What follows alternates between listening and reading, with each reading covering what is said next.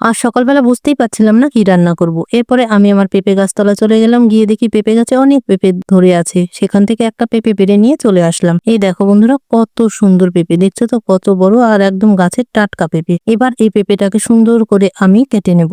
এরকম করে আমি পেঁপেটাকে টুকরো টুকরো করে ভালো করে কেটে নেব। কেটে নিয়ে আমি আলু পেঁপের ডালনা করব, আর তাতে দেব মুগ ডালের বড়া। কখনো কখনো আমি ভাবি এই যে সাধারণ বাঙালি রান্নাগুলো আমাদের সাথে সাথে হয়তো ভ্যানিশ হয়ে যাবে, আমাদের পরের জেনারেশন জানতেই পারবে না এই রকম কোনো রান্না ছিল। মাঝে মাঝে আমি আমার ছেলেকেও রান্না করে খাইয়েছি, কিন্তু সে হয়তো বুঝতেই পারেনি। আর এগুলো রান্না এখন তো খেতেই চায় না। একটাই কথা তাদের, হয় মাছ না হয় মাংস। আর এমনি এমনি কোনো সবজি যে রান্না করে দিব একদমই তো মুখে নিবে না। তাই আমি যেদিন রান্না করি ওর কাছে শুনে শুনেই রান্না করি।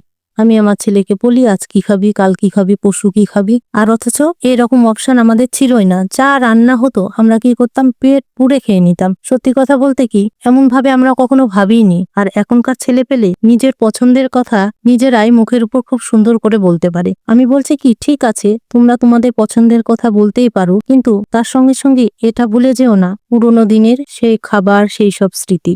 মা, মাসি, দিদা, ঠাম্মি কত কষ্ট করে কত সুন্দর সুন্দর রান্না করেছে, সেগুলো রান্নার তুলনাই হয় না। তোমরা নতুন নতুন জিনিস অ্যাকসেপ্ট করছো, করো, কিন্তু পুরোনো জিনিসগুলো একেবারেই ভুলে যেও না, কেমন?